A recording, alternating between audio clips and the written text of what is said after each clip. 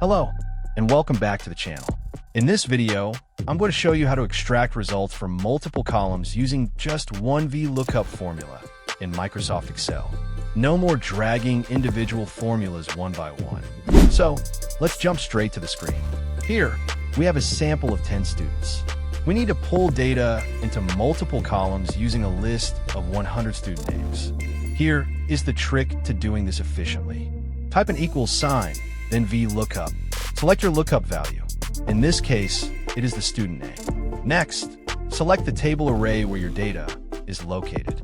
Now, here is the secret to getting multiple column results all at once.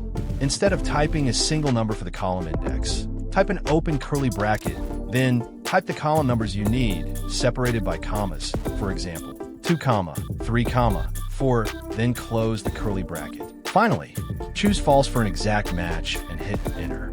Excel will instantly fill all those columns for you. Now just drag that formula down to fill all your rows. It is that simple.